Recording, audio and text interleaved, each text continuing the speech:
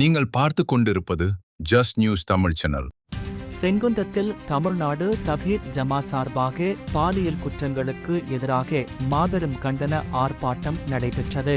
பெண்கள் சிறுமிகளுக்கு எதிரான பாலியல் வன்கொடுமைகளை கண்டித்தும் பாலியல் குற்றங்களுக்கு கடுமையான தண்டனைகள் வழங்க கோரியும் சென்னை செங்குன்றம் பேருந்து நிலையம் அருகே தமிழ்நாடு தவ்ஹீத் ஜமாத் கட்சி சார்பாக மாபெரும் கண்டன ஆர்ப்பாட்டம் நடைபெற்றது.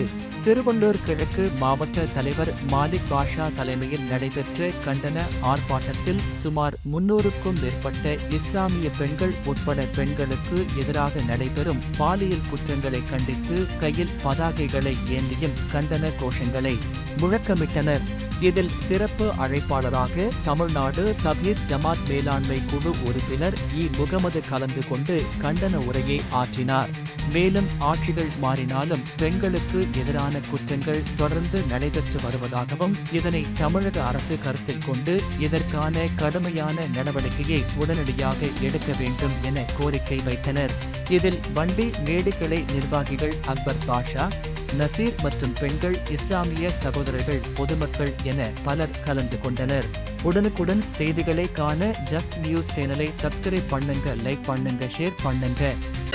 ஆட்சிகள் மாறின பிறகும் காட்சிகள் மாறவில்லை.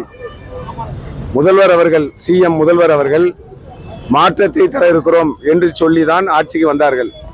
அதுல குறிப்பா எதை அவங்க முன்னிறுத்தி சொன்னாங்கன்னு கேட்டா, பெண்களுடைய பாதுகாப்பை நான் உறுதி செய்வேன். அதைத்தான் முக்கியமான ஒரு பிரச்சாரமா அவங்க கையில் எடுத்தாங்க.